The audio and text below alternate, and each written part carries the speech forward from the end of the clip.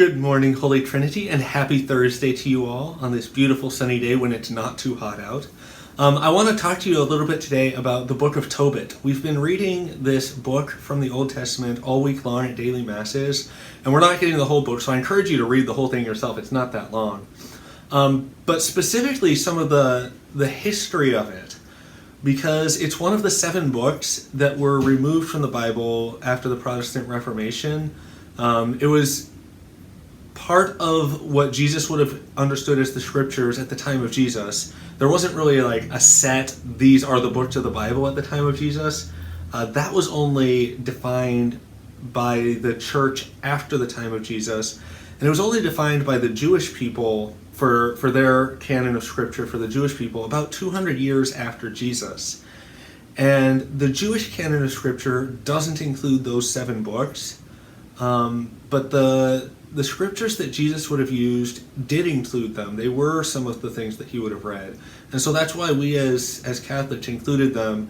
The history of how Protestants decided not to use them is even a little bit more interesting, because you'd think that they would use what Jesus was using. There was some discussion.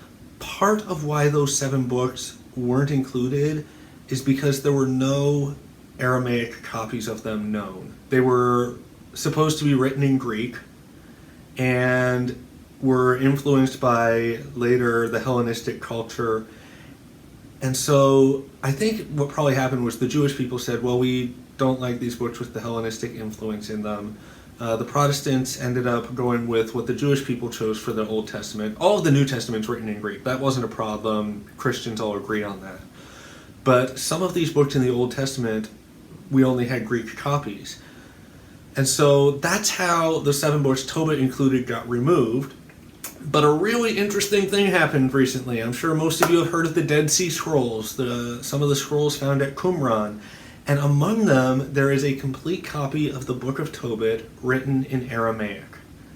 And there's no way that that's like it was written in Greek and then translated into Aramaic. So it exists as proof that the book existed before it was translated into Greek, and probably came into existence in Israel, not in the Greek diaspora. And that throws a little bit of an interesting tilt on the decision to have had it removed, and whether it should be back in there. We as Catholics have had it the whole time. It is a wonderful story about how God provides for his people. It has the angel Raphael in it, taking care of... The angel Raphael, by the way, is the angel of healing. He's thought to be the angel of healing.